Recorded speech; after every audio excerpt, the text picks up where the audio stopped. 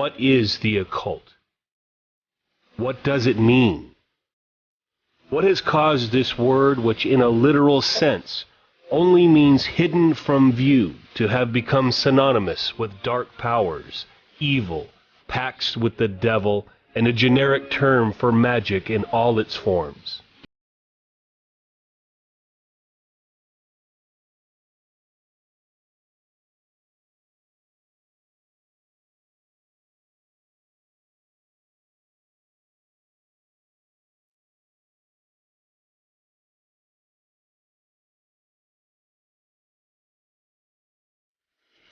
Perhaps the fact that it signifies that which is concealed from view resonates powerfully with these very subjects, all of which are normally invoked and celebrated far away from the gaze of the ignorant, the uninitiated, and the fearful.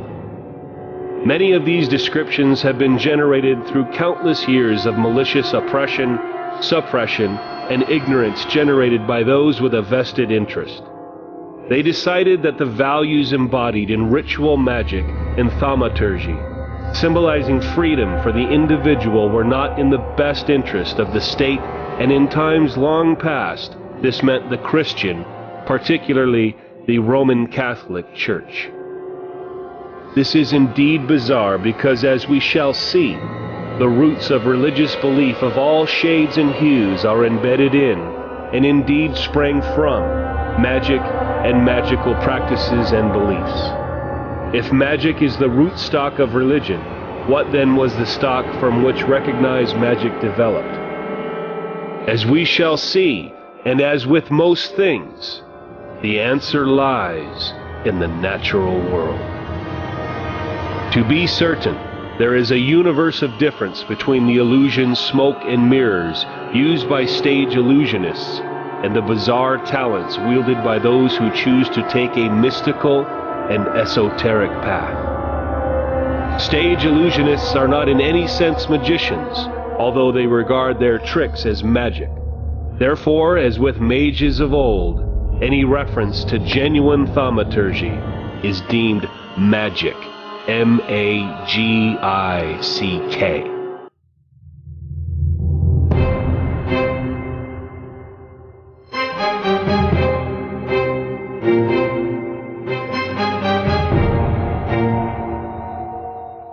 Well, I would say that the occult is something that is considered to be occluded, which means it's hidden from view.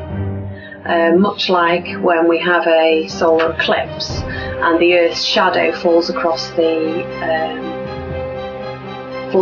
sun, and we see the Earth's shadow on the sun, and so we see something that looks fantastic and amazing, would have looked fantastic and amazing to our ancestors, who would have seen it, and it would have been probably something quite miraculous. To most people, when you mention the occult, they seem to think of ritual magic, secret societies, and those that have practices that are not part of the mainstream, that are not made available to the everyday, and are not available in the light of day, if you like, sort of under cover of darkness.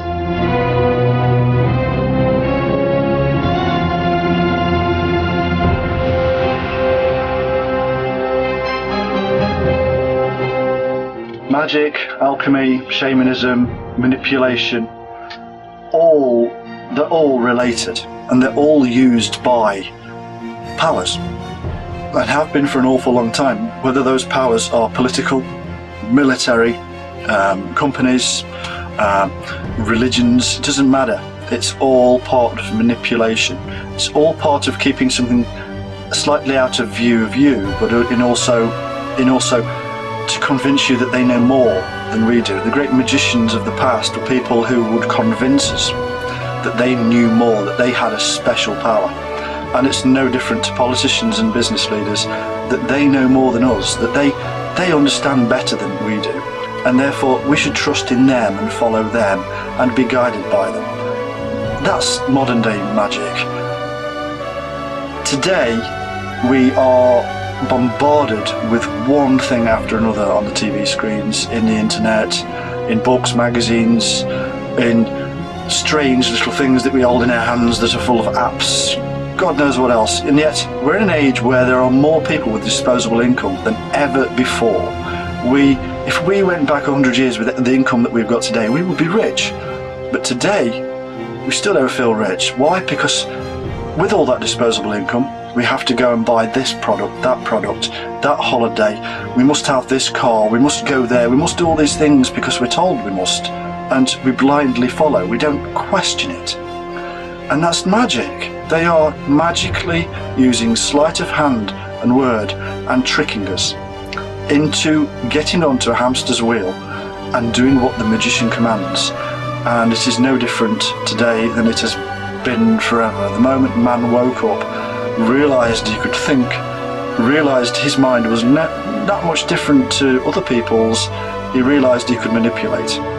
And that's the dark side of the occult, if you like, more expressly seen in things like voodoo, where it's caricatured, where we see somebody stab a doll or whatever, and that's kind of a caricature of what's really going off inside the mind. It's a control of your mind. That doll is just simply a material item. It has no connection to you whatsoever, but mentally and spiritually, for whatever that word means, it does. We've connected to it, and therefore we can be manipulated through that item. And it's no different to all the items that we surround ourselves with today. We are manipulated through those items. We're given this PC, these wonderful PCs in the corner of the room, and we sit there for hours and hours and hours every single day, wasting our lives messing about with stupid computer programs. And where is it really getting us? Is it making us a better person? Is it helping us improve our society? Are the starving masses now being fed? Are whales still being taken out of the seas? Are the rainforests still being destroyed, etc., etc.? We could go on and on and on. Are we really improving things with all these wonderful tools and technologies? There is a light side to that, of course, because a great many people do wake up and do realise and do use these tools for good. In its reverse, it's a magical battle. But for such an awful long time now, the magicians of politics and business and religion have been manipulating us, that they are seriously in charge of the masses. And that is a cult. It's unseen. People don't even realise it. The animists. What must our ancestors have made of the sun and the moon, the vast panoply of sparkling stars that arced across the night sky? And what of the quick, brief streaks of light as meteors burned up in the atmosphere overhead? Could these be gods? And the fierce stabs of lightning darting and dancing in the dark, roiling clouds as thunderstorms bellowed and blustered overhead. What were they? And what of the earthquakes that sundered the planet?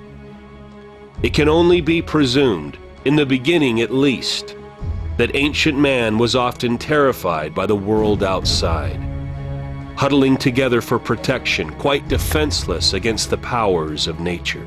Was it events like these that awoke a sense of wonder, sparking man's desire to actually make sense of what he saw? Did these wonders become our gods? From the earliest times, as the human race learned to cope with the harsh requirements of survival, they came to understand that the best way of doing so was to live in harmony with their surroundings. Because of this, and in spite of their lack of education as it is now understood, they reasoned with remarkable ability that they had to appease, understand, and communicate with the planet as a whole, in harmony with all living things, be it animal, vegetable, or mineral. This in many ways contradicts how anthropologists originally regarded ancient peoples. At one point they were seen as having no more sense of self-awareness than, say, a bird or a deer. In other words, they only lived in the here and now with no concept of cause or effect, or past or present. Perhaps this might have been true of proto-humans, But as the evolutionary process proceeded, it changed. Our early ancestors instinctively saw no difference between the sentient and non-sentient, the living or the dead. If human beings were creatures of spirits, then so were animals, plants, trees, even stones and rocks. It was the only way they could make sense of the world they lived in, and it was entirely instinctive. This outlook was the rationale behind the custom of erecting totem poles and other fetish objects into a community in which benevolent spirits were invited to make their home and through their presence bring security and happiness to the clan. This property was also associated with other ritual objects, so much so that the loss of these important artifacts could literally destroy cohesion and confidence within that community. The end result of this paradigm, slowly evolving over millennia, was the birth of animism, a practice accepting without question that each and every object, animate and otherwise, has an individual spirit. This system of belief was sufficiently successful to ensure its survival, and indeed a form of it still exists in various parts of the world today, in Siberia, South America, among other remote areas. Interestingly enough, none of the rituals, none of the beliefs were seen in any way improper or wrong. On the contrary, they were the simple tools of survival, and as such they were in no way hidden or occulted. This only happened after the emergence of the shamans, for which we will touch on in short order. As animism took hold, it became commonplace for any given member of a tribe or other social group to ask the blessing or permission from the life or spirit inherent in, for example, a tree. Since they regarded the tree in its entirety sacred, they ensured that every scrap was used, leaves, branches, bark, roots, and trunk. The situation was identical with animals and fish, where every last part of a carcass was used, entrails, flesh, blood, skin, and bones. Nothing was wasted, as this showed a fundamental lack of respect, inviting the wrath of a dead animal's spirit. This simple but effective belief system served them well, but slowly evolved until through experience it became necessary to recognize that prior to setting out on a hunt or fishing expedition, something must be done, some spirit invoked, to ensure success and a bounty of meat to feed the clan. A similar situation developed around early forms of agriculture. Through this process, it slowly became evident that some individuals had more good fortune and success than others when they led the hunt, or the harvested yield was better when they performed the ritual invocation. The birth pains of the shaman had begun.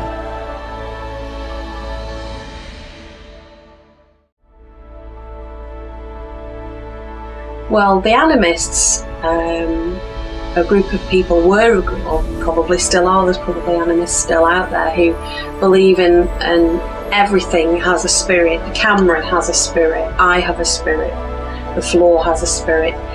Going on a much more natural scale, trees have spirits, stones have spirit, rivers, seas, everything, every animal, every living thing has a spirit. Even things that seemingly not alive have a spirit about them, have an energy about them.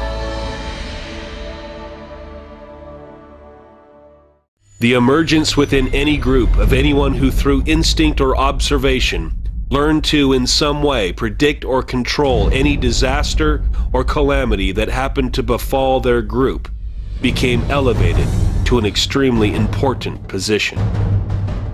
This was because his or her talent might literally be the difference between life and death. It is also the dawn of the magician. The position of such a person within the group cannot be understated. Next to the hetman or clan chief, they were the de facto leader, and as such were awarded considerable respect. They also adopted the mantle of a healer, which added yet another layer of importance, and with this came an aura of genuine fear. Since they could control the elements and by inference the spirits themselves, they were not to be insulted or demeaned. So in many ways they wielded considerable power, and it was as well not to offend them. The shaman's function as a healer might involve terrifying theatrical invocations of any number of spirit entities thought adequate to heal an individual. But since this process also normally involved the use of specific herbs and plants, the predecessors of traditional medicine today, these would have also had a considerable effect. Shamans could also be consulted, sometimes for a fee, on any and every subject that might affect individuals within the clan. Other, much more important decisions might affect the internal politics of the group, and it is how they obtain this advice that opens the doors to real magic. It is now recognized that there are substances that can and do alter how we perceive reality. In fact, it is thought that they open doorways to other worlds and the beings who reside there. Among some of the plants used are peyote, mescaline, blue lotus, cannabis, magic mushrooms, ergot, and a considerable number of other natural narcotics and hallucinogens. In fact, some of them were, and indeed still are, used effectively as medicines. Curiously enough, this is also true of the humble weeping willow, which is why trees have long been associated with healing. It is now known that willow bark contains a natural substance, salicin, which is the active ingredient in the painkiller aspirin. Even today, ethnobotany still researches the traditional use of various plants for possible applications as medicines. These traditional uses may have been discovered by accident and deliberately exploited, but this may not necessarily have been the case with another hallucinogen known as DMT, or dimethyltryptamine, sometimes quite accurately referred to as the elf hallucinogen. In its natural state, it is required to swallow 2 different natural extracts. One, an MOA, monoamine oxidase inhibitor, that stops the neutralizing action of this stomach enzyme, and the other active substance, ayahuasca, extracted from a vine. If the inhibitor is not consumed, then the stomach enzyme breaks down the hallucinogen and stops it from working. What is not clear is how these individual properties became known, nor when to take them, and in which order. Was this in itself the result of some sort of magic? Were the instructions deliberately given to voyagers under the effects of some other slightly less effective hallucinogen? This is possible since, given the sheer number of flora and fauna in the rainforest, what kind of accident would have been required to achieve this knowledge? Evolution, information transfer, or something else? The effects of this substance are truly awe-inducing. The visions it produces are those of an entirely different world, one that is inhabited by elves, and perhaps more importantly, serpents. The serpent is a traditional source of wisdom in many cultures, especially in Central and South America. Crucially, these images of elves and serpents are common to everyone who consumes this potion. It can be defined as a universal constant of the ayahuasca experience. Does this mean that these are valid impressions of an alternate reality, or simply the fact that we are all hardwired in a similar fashion, and if the correct buttons are pushed, the same outcome is achieved? Are these images the powerful archetypes suggested by pioneering psychiatrists such as Carl Jung, or do they exist independently? The one unifying factor is the omnipresent serpent. The serpent also has faint resonance with the sinuous structure of the DNA molecule. Could these shamans in some way be literally talking to their own DNA? What might that signify? Could it mean that the DNA molecule is another path to the other world, Or does it signify that the molecule acts like an antenna, collecting and transmitting signals from the invisible entities that coexist with us? Signals too subtle for our most advanced electronic equipment to detect?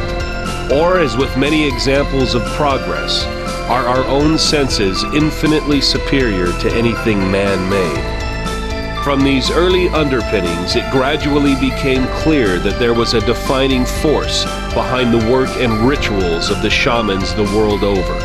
For this latent power was used and tapped into by all civilizations from the earliest times. The Egyptians, the Romans, and the Greeks, among others, all utilized it. It was embraced by the Finns and the Lapps right out to the Russian plains and beyond. The Arab culture also embraced shamanism. It was a ubiquitous force that steadily spread and developed in a variety of ways, some conventional and some not.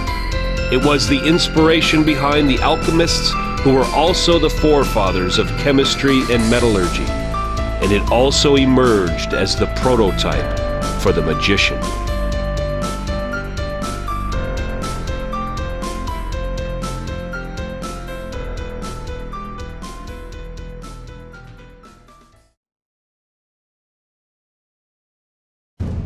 Shamanism is as old as man. It's got its roots in trying to find more than that which we are, in trying to extend who we are, and trying to get into those other imaginary worlds that we create, such as heaven and hell. And there have been a great many names for these other worlds. The shaman was the man who could go into that other world and bring back such things as healing and knowledge and wisdom for the tribe.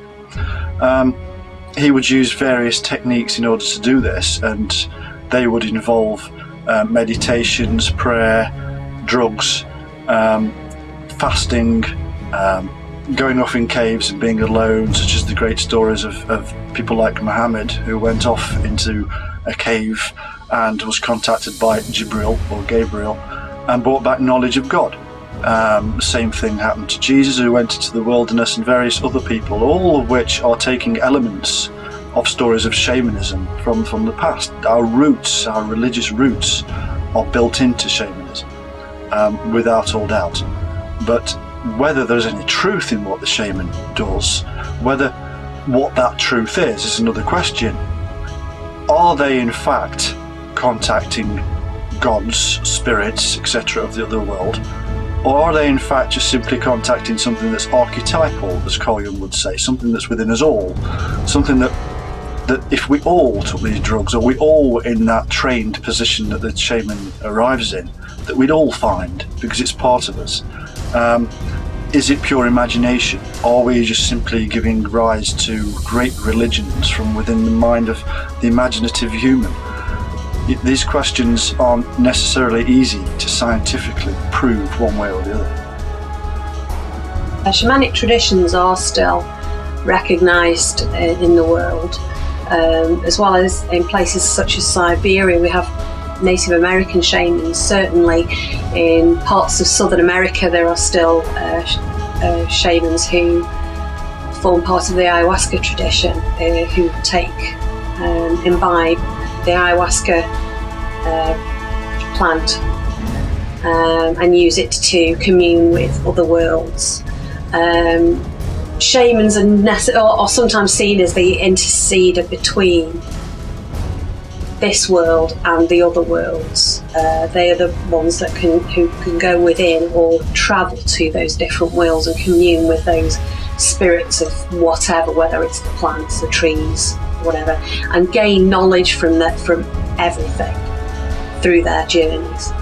It could be said that they used a lot of trial and error, where, you know, just through generations of people trying different things and in different quantities, they would have, you know, had an inkling of what was the right thing. I personally think it was probably something a bit more different than that, whereby if they took certain substances, or even if they didn't, if they had the ability to travel on those inner planes inside the mind and quiet the mind down, perhaps they were in a position to be able to commune with those plants and those entities, whereby they could find out from the plant spirit, what that plant did.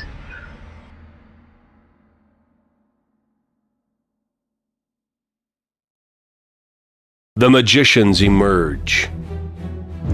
Before the selfishness of monotheism appeared, it was entirely in order for the proto-magical and pantheistic to coexist, and in many cases, one was seen as a natural extension of the other. This was entirely appropriate, since pantheism was a direct progression from animism. However, once belief in one single creator God gained sway, there was no room left for nature worship and other forms of non-approved beliefs. The reasons were not hard to see, because any deviation from orthodoxy undermined the values and dogma of rigid belief. It also challenged the authority of the church, so the focus devolved to power and who wielded it. The result was obvious: believe what we tell you or die, which is exactly what happened. Sadly, even now, under one strain of monotheism, it still does.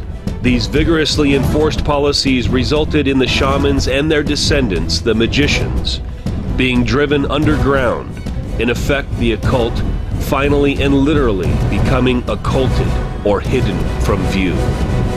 To ensure that magical practices were utterly shunned, the church began a sustained propaganda campaign designed to put in place a belief that the old ways were a certain road to damnation, a policy enforced by torture and death at the stake.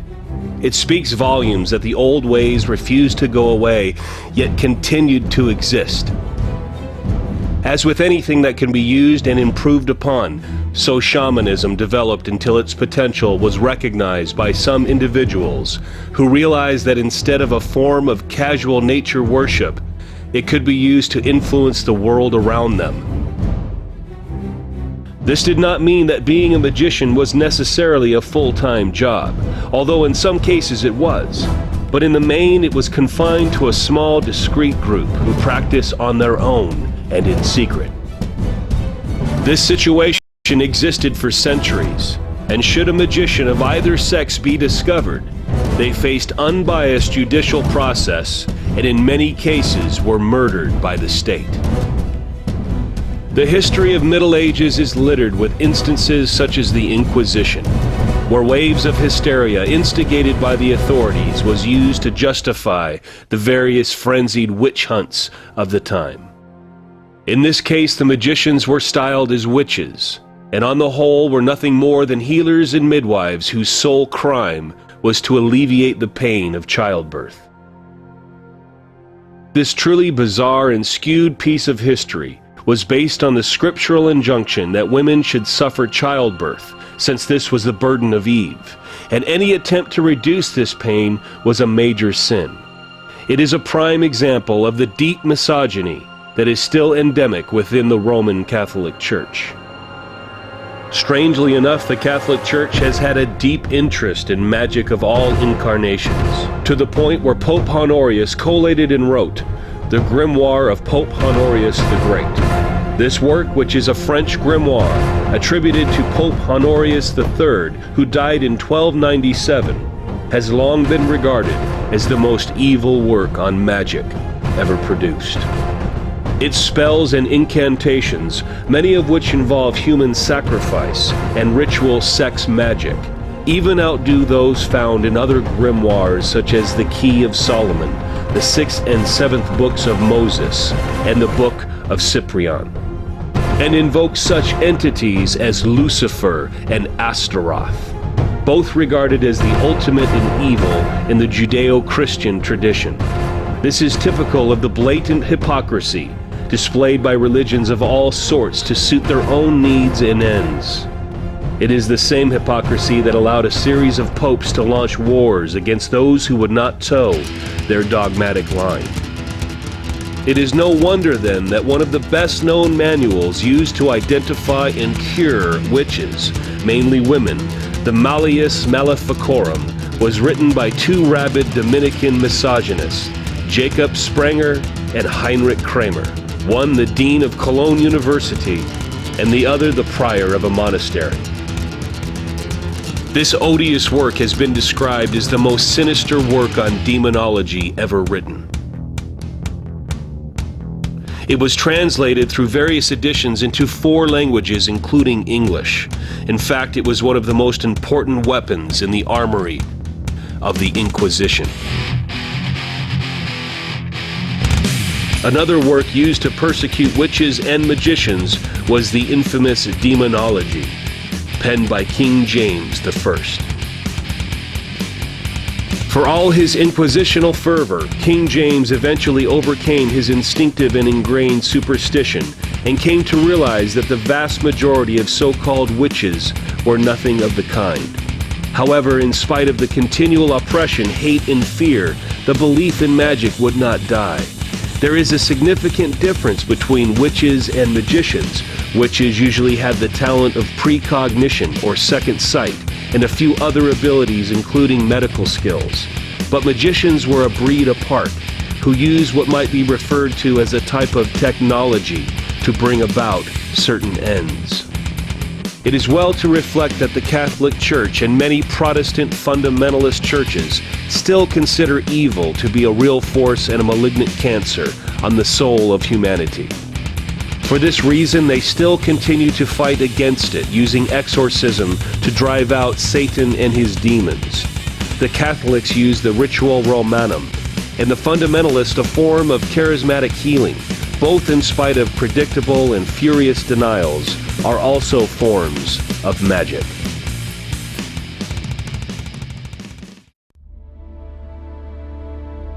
Well, I mean, we get into a very interesting position where shamans obviously get recompense from their clientele for the work that they do. Certainly, during the medieval period, we have, we knew that, apparently witches existed, for example, in this country, people who would have been able to cast something to bring about a good crop, or, try and make the land fertile. Whether those people could actually do that or not is another matter. What they may have been able to do was predict the weather, been able to sort of know, because they were so in tune with the cycle of the planet and what season follows what season. Most people, even today, are so absolutely ingrained in the day-to-day running of their own lives that they don't consider what's beyond that and how the planet works and how we get from a state of summer to winter. There is a definite path that the sun follows. That the animists and the shamans of old would have noticed these celestial events occurring. They would have known that the sun moved along the horizon, which is why we have certain objects in the land that were created in order to note that movement, to mark that movement, that progression of time. With regards magicians, there was perhaps a leap forward with regard, certainly during the 16th century, after the dissolution of the monasteries, where knowledge was becoming more available to, I wouldn't say lay people, but certainly educated people. The church, once upon a time, was the only place you could get educated. After the dissolution of the monasteries, we have a period of time where people began to study at universities. We have John Dee, who went to university. He was probably one of the first people who went through, what we know of as a university as it is today. Very, very well educated man. Somebody who is considered by many to be a magician. And certainly what we call magic now, they might call it science and mathematics. Their knowledge of mathematics was gaining some power and some speed, because they were finding out information that had only been held within the church for so long, and now they were having access to that information themselves. We know that John Dee, for example, worked with a medium called Edward Kelly. Quite what the relationship and what they did is up for some debate. There are some sources that suggest that John Dee was in fact a spy for Queen Elizabeth, and some even suggest that William Shakespeare was actually a secretary to somebody quite high up in Queen Elizabeth's court, who actually travelled and made note of everything that was going on in the various courts across Europe, which is why when Shakespeare came back to England he was able to write these fantastic plays. I know it's kind of going off the point a bit, but there we have this kind of crucible of information that is being passed around to people who don't have access to our modern magic, such as the internet and the technology that we have now. That information would have seemed amazing if somebody who apparently wasn't out of the country, who actually was out of the country, would come back and say, well, I know what the King of Denmark's up to. Well, how do you know? You know, you've been in court all the time, you've been in the Tudor mansion somewhere. How do you know? Well, because I know these things, because I have access to the inner realms and secret societies and so on. Magic is a fascinating thing, and it's fascinated man for an awful long time. You can go back to stories of Egypt, and you can see them in the Bible, where there's the battle between the great magician and Moses with the staff that falls to the floor and turns into a snake, or a serpent. The serpent, of course, being a symbol of wisdom and energy and many various other things, and it's a symbol of so many things. And it's always been something that's attached itself to magic, shamanism, alchemy, and I believe that the snake is something that is a thread that runs through all of these ancient mysteries. But magic itself is something still practiced today by a great many people. There are still people around the world who have their great magic rituals, and believe that they're contacting gods and goddesses and great deities from times gone by, and they will pray to the great gods of Babylon or wherever else. What are they really doing? You know, there are people like, for instance, the great Aleister Crowley that everybody talks about, or Dr. John Dee, Rasputin, Cagliostro, Christian Rosenkreutz, whether he was real or not. All of these are really magicians because they're all capable of manipulating. And I believe that the great deal of the magic that we are told about is actually the ability to manipulate human beings. It's not necessarily the ability to actually contact the deities. It's actually the ability to make you believe that they are contacting the deities.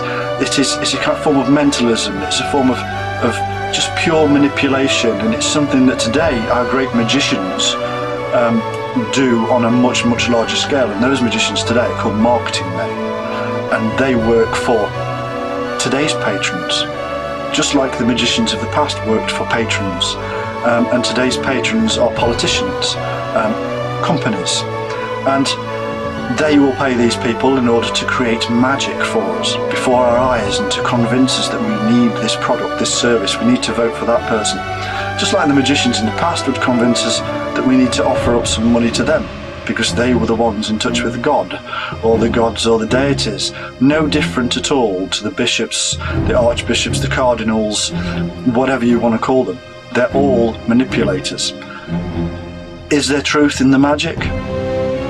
I doubt it personally, and yet again it's another one of those things that is incredibly difficult scientifically to prove one way or the other, when you have people who can create such wonderful trickery as to make the Empire State Building disappear, or even convince you to buy some really nasty, horrible food that's packaged in a lovely red and blue or yellow packaging. It's no different. It's all trickery, it's all sleight of hand, and it's all understanding the human mind.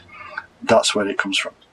Yeah, I mean, monotheism was obviously something that was going along prior to obviously the 16th century, we have a lot of quite a few monotheistic faiths. Those who believe in a one God and the Son of God, and so on and so on. There are others that obviously follow prophets, and in fact all of them have prophets in them, and they follow what are known as the religions of the book, where they follow a standard text. Unfortunately, those texts have been misinterpreted and have changed somewhat over the course of time, regardless of what is said, and that, you know, apparently things like the Torah are written down verbatim, they are copied from original texts, etc., etc. But there has to, just by human nature,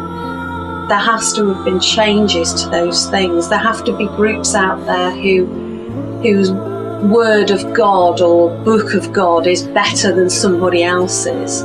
So consequently they cause revolution and in fighting amongst their own people to gain supremacy. It could be a tribal thing, where there's a tribal group who have a particular score to settle, who want to become better than everybody else, so they say their book is better than someone else's. In a lot of respects, yes, you could say that there is one God, one whole God, whereby every element, if you come from an animistic perspective, everything has a spirit, has an individual spirit. Surely each of those individual spirits becomes part of a greater whole when it works together as a synchronous system. The Gaia hypothesis, certainly, that James Lovelock came up with,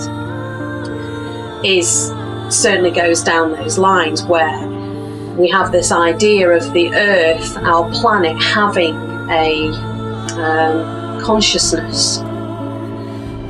Every action that we have, every action that we do, things that we make, the things that we create, everything that we put out into the world, the world is throwing back at us as well. This idea that if we are polluting the planet will kick back. If we rape the Earth's resources, she will kick back. She will say, I'm not putting up with this. And this whole idea of the planet itself has a balance that it must maintain.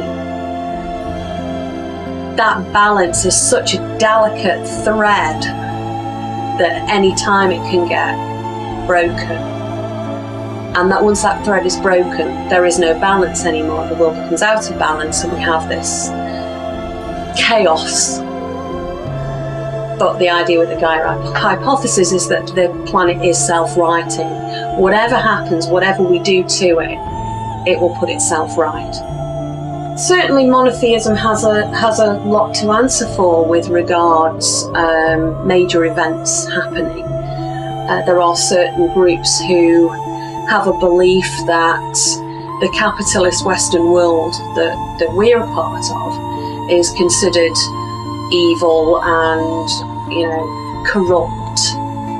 And they could well be right. There is a lot to be said for a simpler way of living, and I think some of these groups would like to have a simpler way of life. They're not interested in larger conglomerates taking over the world and forcing everybody to buy particular products. Although we say we're not, they would suggest that perhaps they're not forcing us to buy their products. We're still marketed at, and we will still buy those products because we feel we should have them in our lives.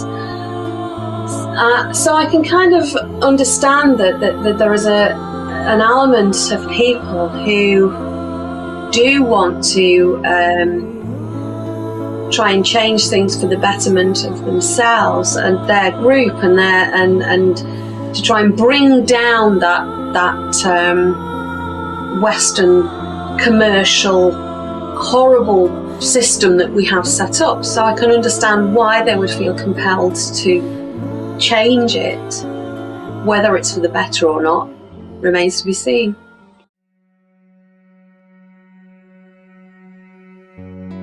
One of the forefathers of modern magicians was Dr. John Dee, who lived in the same era as Paracelsus, Cornelius Agrippa, and Nostradamus.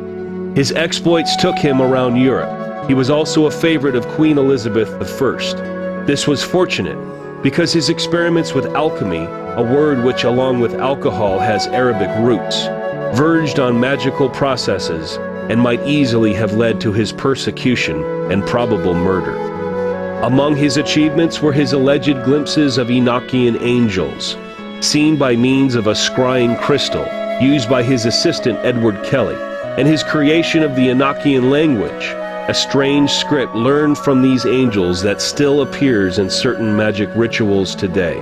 There is also speculation that this language was in fact a code he devised as part of his spying role for the court of Queen Elizabeth. Much of what Dr. Dee accomplished was, as with the pioneering work of Copernicus and Galileo, carried out in spite of the restrictions created by church dogma and its cynical manipulation of the general population. Religion requires instinctive, unswaying, and for the most part, unthinking faith to work, which is exactly the same with occult and magical practices. And as we shall see, this unthinking and absolute belief that something is absolutely correct is bizarrely, precisely what we find in the 21st century science, and is something we will return to in due course.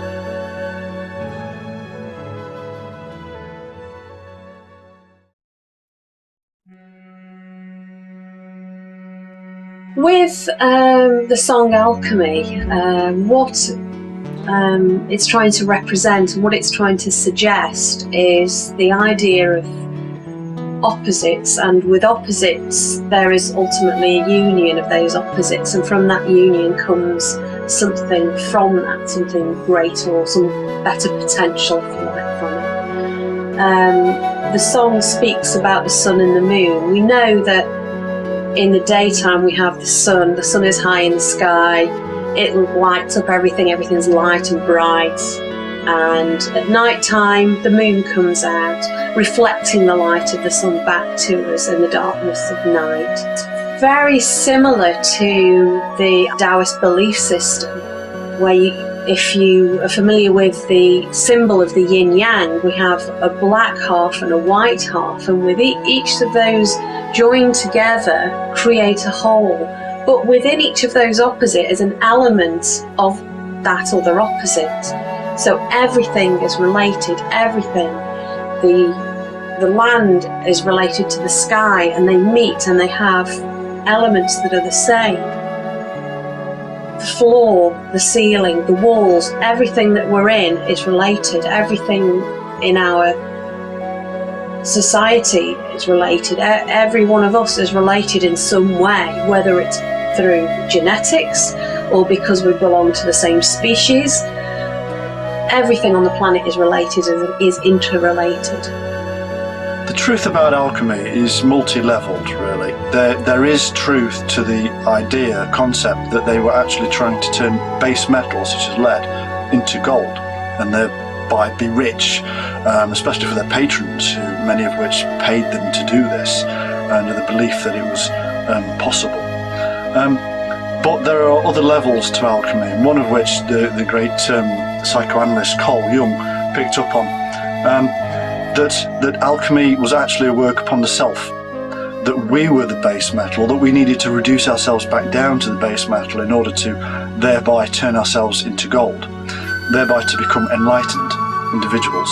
And so for a great many people, alchemy is the work to improve who we are, to become something much better, much bigger than the ordinary human being with all his frailties and problems and psychological issues. It's not something dark, as for an awful long time the Christian church tried to make it. It's not some dark magic, it's not something that these wizards and these terrible people did in the back rooms and these terrible laboratories which were, put across as being an awful hellhole. It's actually something much better than that, and a lot of the great thinkers of the past were drawn to alchemy in that respect. It's actually been part of a great many movies, books, stories throughout time, often hidden because the Catholic Church for instance, for an awful long time also, were rulers in the West, if you like, and you wouldn't dare say anything against them. So they came down on alchemy quite hard, and thereby made it an occult thing in the modern term of occult. They made it a terrible, dark ritual, terrible, nasty, hellish thing. And it's actually not. It's really its roots are in a thing called gnosis, something that you can find 2,000 plus years ago. You can even find it as far back as Egypt, where gnosis is the knowledge of all. It's an experience that we have in order to discover ourselves and to discover our place in the universe. And it's not necessarily something that comes through reading books. It's not necessarily something that comes from being at church or in the lecture theatre. It's something that very often comes from not actually learning anything at all, just by being open, just by letting the waves inside of the head free. At least that's the concept. Unfortunately, some dark elements have come through this because a lot of people tried using drugs in order to free their minds, and I suppose you could say that therein lies the route to finger pointing and saying you're a bad guy, you shouldn't be doing these kind of things, and it releases all kinds of terrible things from people. Because if you actually do those drugs, or you actually try to free your mind in that way, if you're not prepared, and if you're not balanced, if you're not aware of emotion and logic, the balance between the two things, and if you're all emotional, then the drugs will simply release a demon from within you, and therein lies some of the dark side of the occult.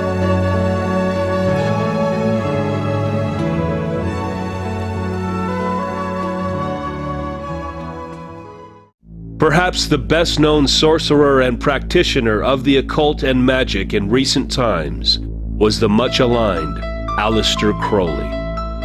Although reviled in his time, there is no doubt whatsoever that he was the single most influential magician of recent times. What is even more important is the fact that he may actually have been able to do what he claimed.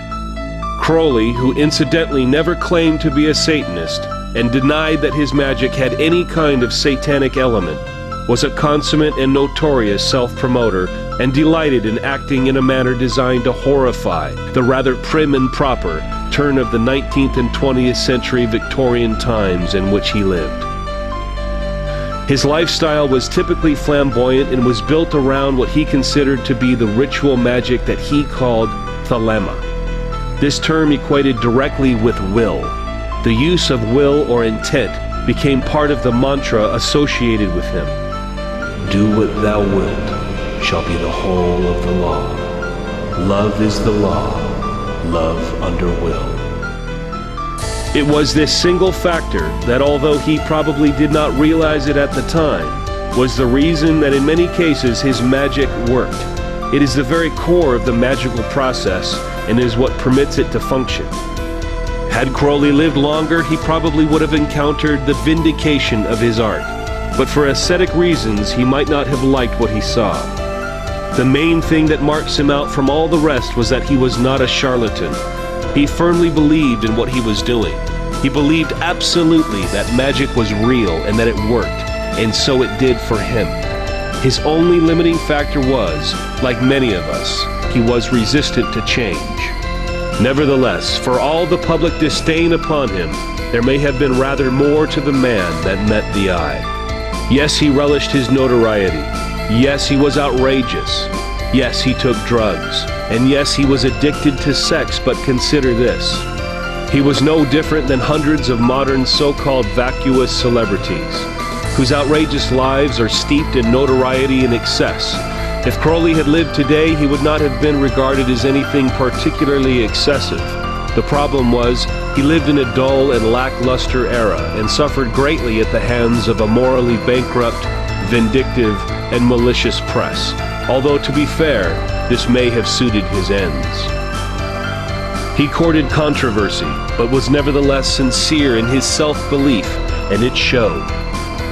He moved in high circles and was able to establish a considerable following, attracted by his undoubtable charisma, and when it suited him, abundant charm. But he also took risks, and this tendency may have served him badly during his tenure at Boleskine House, on the shores of Loch Ness. While there, he conducted the ritual of Abra Malin the Mage, a lengthy and risky procedure which involved turning 40 demons back to the rule of God. The reward at the end of this 6-month-long ritual was contact with one's own guardian angel. According to contemporary accounts, Crowley had to temporarily abandon the ritual to attend to matters in the Ordo Templi Orientii, or OTO, an esoteric organization that he controlled. Some of those assisting Crowley in his endeavors swore that they watched ethereal entities being shuffled around by Crowley himself. Prior to leaving Boleskine for Paris, he had to suspend the magical process he had begun, and it is thought that in his haste to leave, he did not do so properly, and some of the entities he had summoned escaped. Upon his return, he recommenced and completed the ritual. But there is still a suspicion that something he brought through from the other world had escaped and attached itself to the woodlands surrounding the house. It is conjectured that in the years of the Second World War, Crowley acted on behalf of the British government in the intelligence service, harnessing his notoriety and social circle in the service of his country. Through his occult connections, he may have been able to mingle with other like-minded outsiders whose intimate knowledge of the German and European hierarchy provided invaluable snippets of information regarding their beliefs and thought processes. It is also claimed that he was active in intelligence circles when he allegedly was asked to assist in the debriefing of Rudolf Hess, who may have been lured by British intelligence into defecting to the United Kingdom. In his latter years, Crowley became an associate of 2 young, aspiring magicians, John Whiteside, or Jack Parsons, a co-founder of the Jet Propulsion Laboratory in Pasadena, California, and Ron Lafayette, also known as Ron Hubbard, the founder of Scientology. In 1947, both of these men, using advice from Crowley, attempted to operate the Babylon working. This is a ritual designed to sunder the fabric between realities and bring through an entity, in this case, the Moon Child.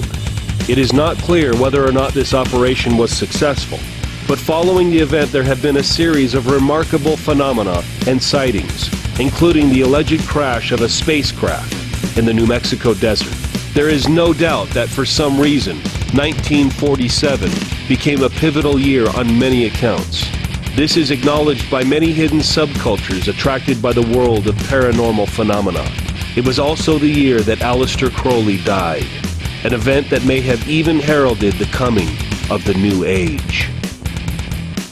It is interesting to note that Ron Hubbard's religion, Scientology, which is based on some truly esoteric beliefs, denies on its founder's behalf that he was in any way involved in any kind of magic. His interest was, they insist, entirely altruistic. He was acting on the behalf of American naval intelligence to spy on Parsons and Crowley in case they were in some way championing the German cause. We should establish one basic rule. Magic, in spite of its vigorous claims to the contrary, is neither black nor white, good nor evil, high nor low. It is simply a source of latency and potential. It is the purpose to which it is put that determines how it is perceived. It is the nature and intent of the user that defines the outcome. The fundamental premise behind all magic is to cause change in the real world by the act of manipulating matter to one's will. The reason for doing so, as with the purpose for which it is used, is once again the responsibility of the user. Do what thou wilt shall be the whole of the law.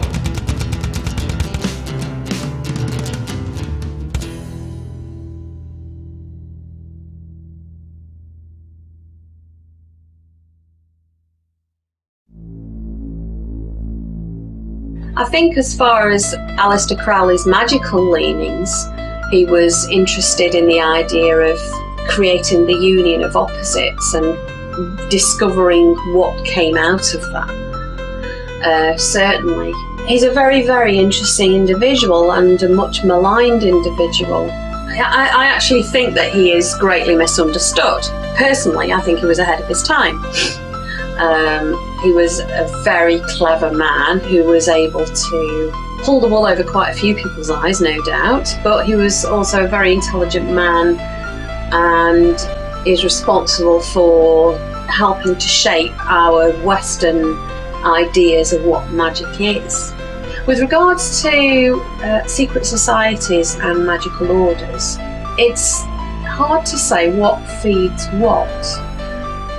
Certainly, the ideas of ritual that have come through groups such as the Hermetic Order of the Golden Dawn are very Masonic in their application and delivery. Even groups such as Wicca have very Freemasonic style initiation rites and rituals. Some of the words that are used are also part of Freemasonic rituals. And the reason for this is because the people who started those magical orders in the 19th century were Freemasons. Aleister Crowley, who's one of the most famous of occultists and magicians, was a Freemason. There are photographs of him in his Freemasonic regalia freely available on the internet. He was a member of the Golden Dawn, and other members of that group were also Freemasons. So they were drawing on off a common theme from a common source and elaborating something and perhaps creating a spiritual tradition from their own leanings and from their own rituals that they had experienced. Quite whether those rituals have come to us from antiquity or not is again very tenuous link. There's no real complete evidence, because some of the so-called secret societies are so secretive by their very nature. We don't actually hear what they do. The only reason I know, I've put two and two together by reading a lot of information from a lot of different sources and correlating the bits that are the same and saying, well, hold on a minute, this is the same as this, is the same as this. What is the same in the Hermetic Order of the Golden Dawn, in Rosicrucianism, is the same in Freemasonry, is the same in Wicca, and so on. All of those people were related through Freemasonry.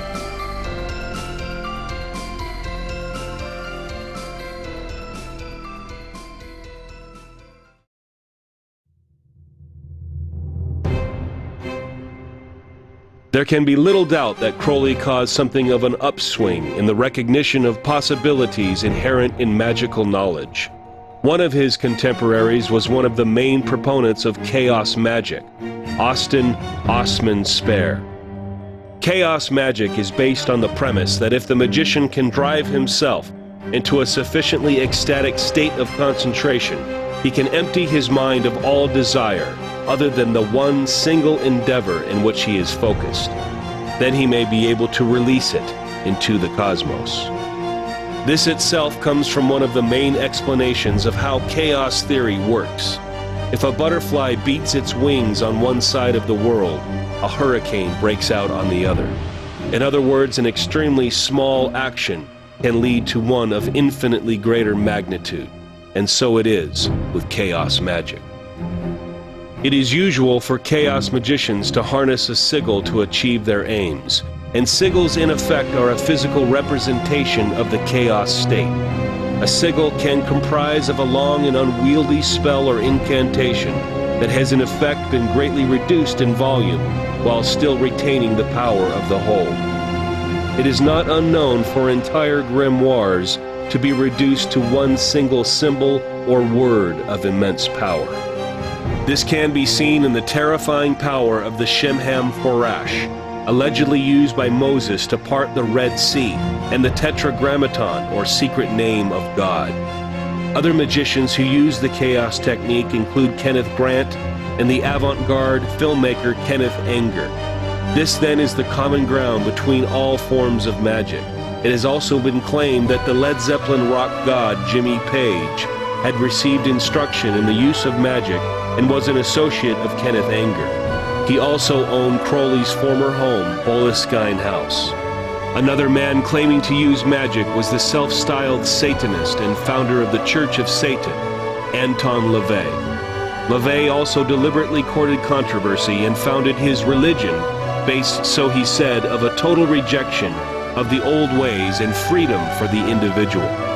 Although LaVey attained his unsavory reputation for satanic practices and also wrote the Satanic Bible, he never reached the highs or lows attained by Crowley, the great master.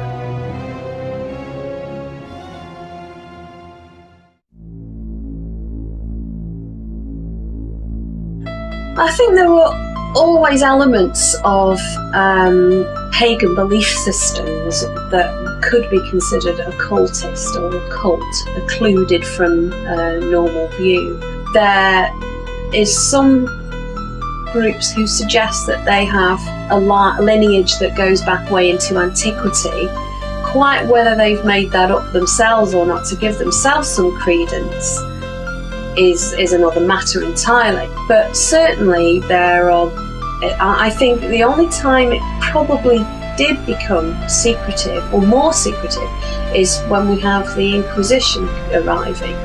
And certainly we have the so-called burning times, although people weren't really burned in this country, they were often hung instead, whereby, that people were pointing fingers at their neighbours and their, other members of their families, and suggesting that they were, turning the milk sour from the cows, or, casting the evil eye, or causing some problem for somebody. When you had a situation, certainly during the Middle Ages, where you had the church, who were the people who had hold of all the knowledge that there was of the world and as it existed at that time, and the lay person, the people, the everyday person, who perhaps didn't read and write, who was ignorant to a lot of what happened around them, so perhaps would have seen more mystery and more intrigue than perhaps was there. And maybe there were scores to settle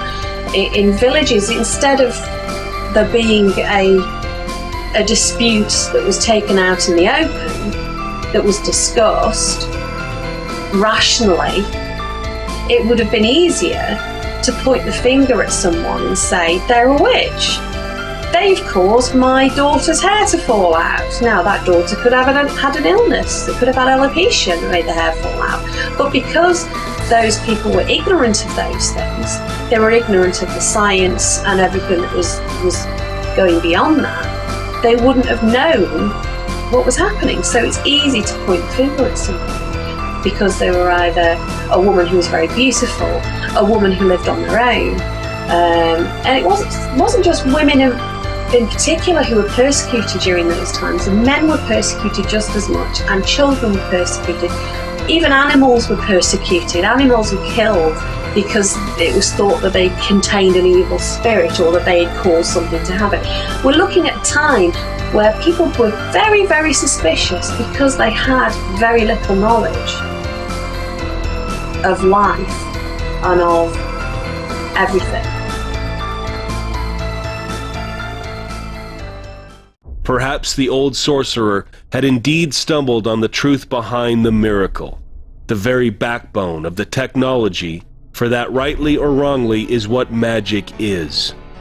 Crowley had applied the power of the human will, the philosophy at the core of Thelema, and indeed the mainspring powering chaos magic, and by extension, all magic. It is amazing when one considers that the sole reason this ubiquitous, ephemeral, yet unbelievably powerful technology was discarded was not because it did not work, for it did, but simply because people no longer believed that it could or would work. It was, of course, a negative strategy eagerly deployed by religions of all hues to enforce and enhance their own positions. Now it would seem we have come full circle. We now have an inkling of how our ancestors were able to control and interact with the forces of the cosmos. We have our own version of the shamans of old. We have the masters of the atom, the mages of the micro-world, and the new magic, quantum physics. For it is the quantum scientist whose arcane and esoteric formula have replaced the grimoires of old and substituted the foul concoction used in spells and potions with the clean and clinical numbers at the heart of their equations. It is they who have now become the sorcerers. It is here that we find the torturous, mathematical oddities describing the Mobius strip and the inverted, subtle, but unescapable logic of the Klein universe. In this world we at last find the equivalence that has escaped us for millennia. What was once the logic of observation and instinct now finds validation in the threads that form the weft and weave of the universe, the infinitely subtle fibers of numbers. Numbers that define what we are, what we see, where we come from, and where we will go. They are the door to the other world, the corridor to the multiverse, and the key that sits patiently waiting in the lock. All we need now is to turn that key and see the pathways to infinity that lie beyond. For here, there is no occult. There is no darkness. There is no fear. Here, there is only hope.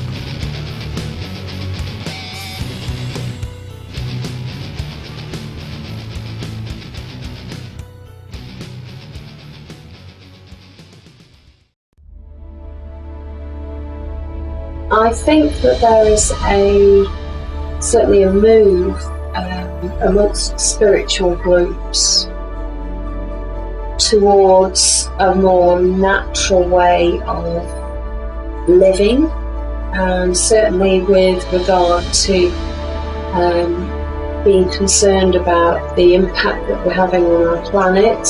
There is a move certainly towards with recycling and reclaiming things, making do with what we have as opposed to constantly going out and buying new things. We are in a position to look at the spiritual aspects of our lives much more deep, and certainly science has come a long way in explaining a lot of what was once considered, magical. Science is now explaining stuff that, 100 years ago could not have been explained.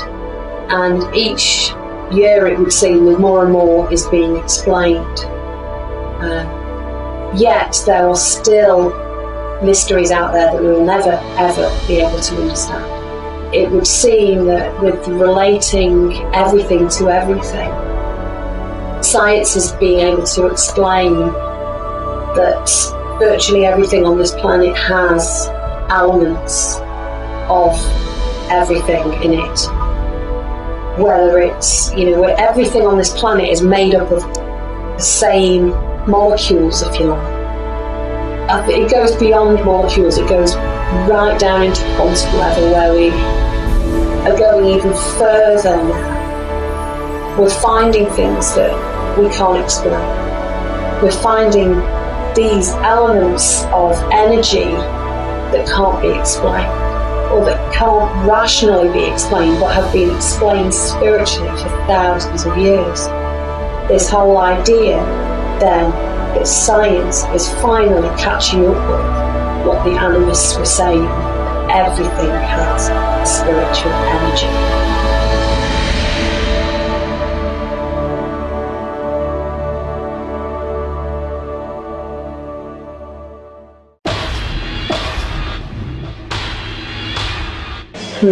What's the occult then? Well, a lot of people believe that science can't answer all the questions. It can answer a lot of questions. There are things that people are believing that are so obvious, but science denies them.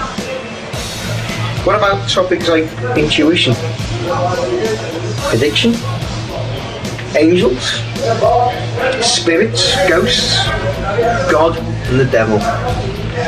There are so many things that science denies, but people know exist.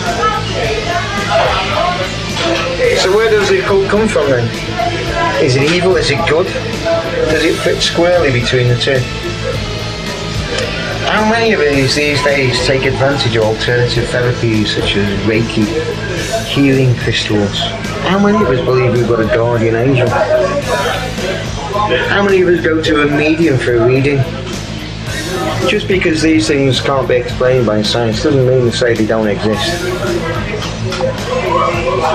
I used to believe that beyond this world there was a struggle between the forces of good and the forces of evil. And I no longer believe that. All I believe is that there are light workers.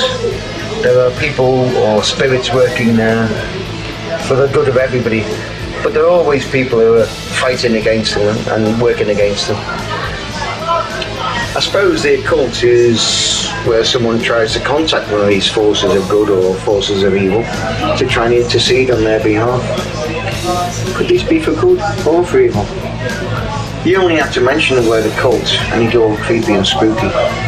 So suppose the occult is associated with the dark side of all this. You just hear the word occult and think of Satan. And I suppose that's what I think of when you mention it too.